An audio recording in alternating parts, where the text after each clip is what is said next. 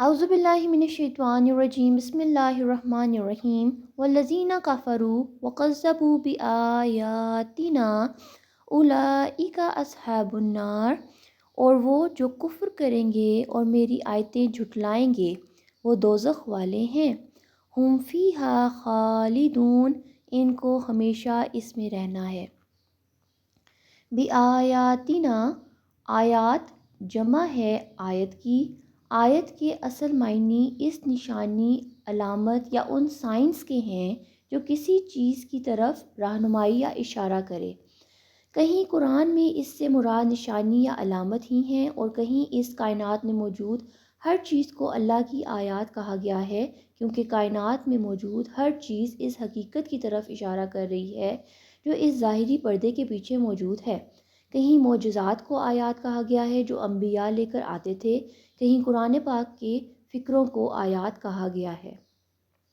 तो जो लोग भी इन आयात को कबूल करने से इनकार करेंगे और हमारी आयात को झुटलाएंगे वो आग में जाने वाले लोग हैं जहाँ वो हमेशा रहेंगे। ये इंसान की पैदाइश से क़यामत तक के लिए अल्लाह ताला का फरमान है और इसी को तीसरे रकू में अल्लाह का अहद से ताबीर किया गया है।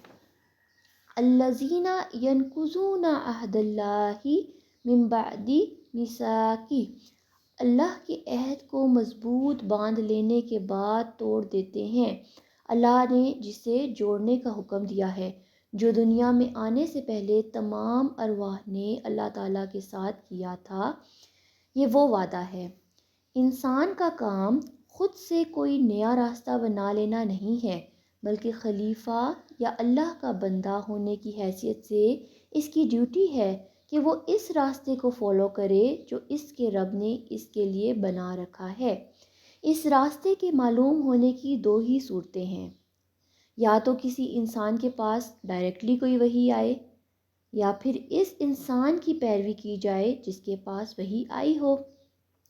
इसके अलावा कोई तीसरी सूरत ये मालूम होने की नहीं है कि रब की रज़ा किस राह में है।